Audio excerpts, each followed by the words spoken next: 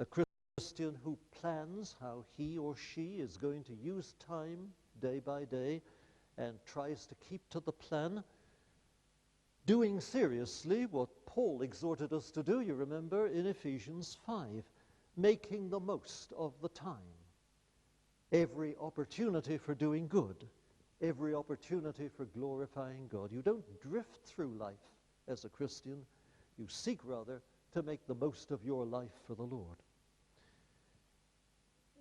And then there's the matter of relating to others. Well, what Baxter had to say in his title for the Christian Directory indicates pretty much the ground that is covered and has to be covered in Christian understanding of that side of discipleship.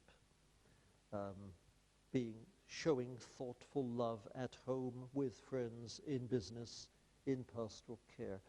I could talk about these things for a long time, but that's not what I should do, so I'm not going to do it. I simply say this is and must be part of the agenda for this massive exercise in Christian re-education, relearning the realities of full-scale biblical Christianity to which we are all called, and which must be one of the major tasks undertaken by the Lord's people in these days. It was Chuck Colson, the American evangelical leader of whom I'm sure you've heard, who first said to me, "I travel the length and breadth of North America, and I find that Christianity there is 3,000 miles broad and half an inch deep." I fear that if he traveled the length and breadth of England, he might end up saying something very similar about many of us. Well, this is an area in which we have got to relearn the basics. That's all I'm concerned to say here.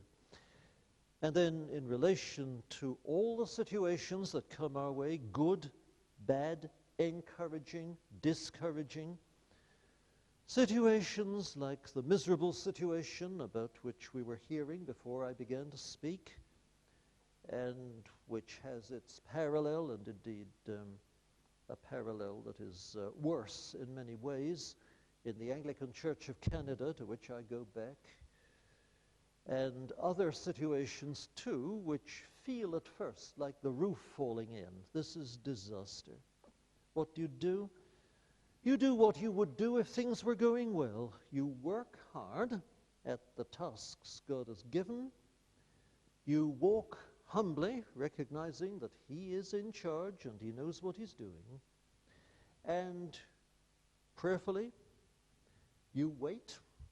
Hopefully, you wait for God, the Lord, to move in the situation, to show where the light shines in the darkness, and where and how we have to move in order to ensure that the light of the gospel will keep shining, whatever happens. Well, whatever happens, period. I'll not develop that sentence. I'll leave it hanging in the air. Whatever happens. Now, I should tell you that Baxter hasn't finished with us, although you might think that in all conscience he's given us enough to keep us going for life. But oh no.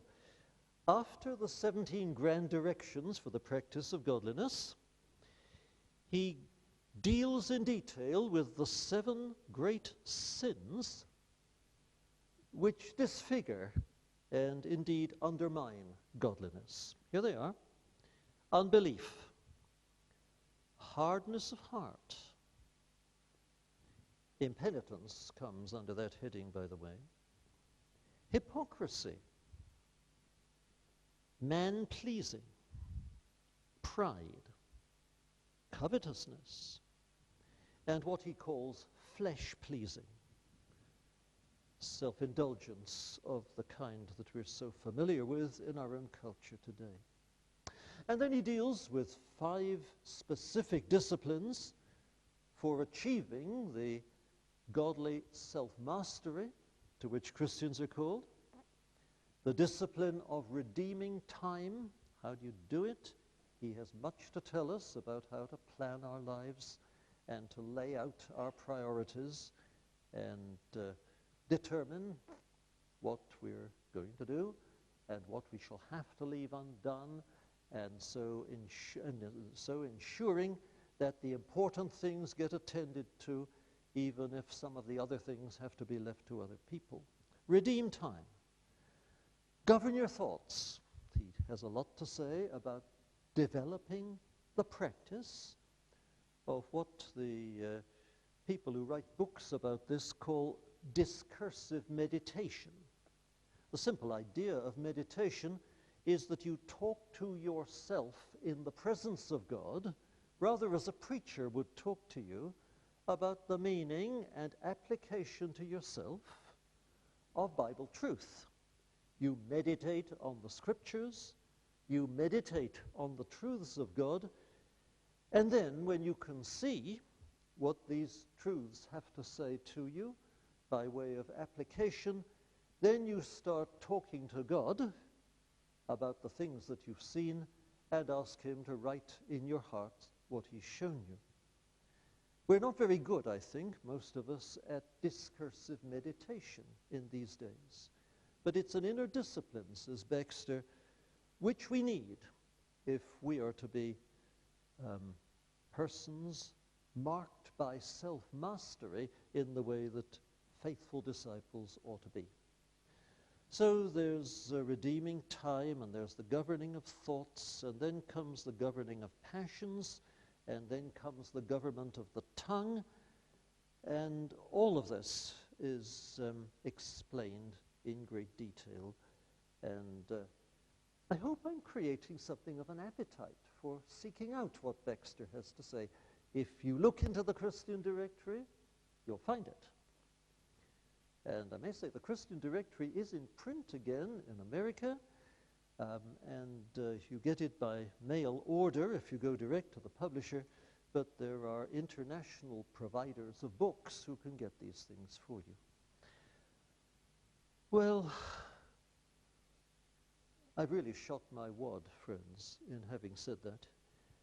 And we're going to have some questions, and we're going to have some discussion. And it is, after all, the afternoon, and we all, I trust, had a good lunch. And so we've not been quite as lively at any point during this session as we were before lunch. Okay, I understand all of that. And so I'm not going to say any more by way of monologue. But this is simply the laying out of the syllabus for that new exploration and fresh learning of the content of Scripture, which we need, I believe, to be majoring on in all our churches and all Christian circles at this present time.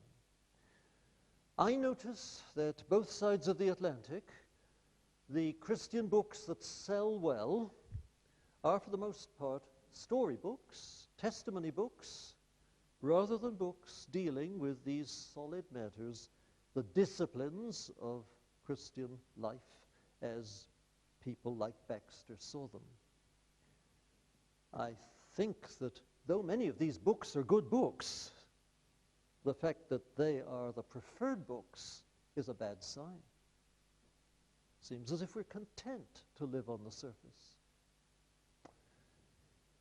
I find that as I seek to teach theology as defined in the schools in such a way that it leads people to theology as the Christian world defined it until the 17th century,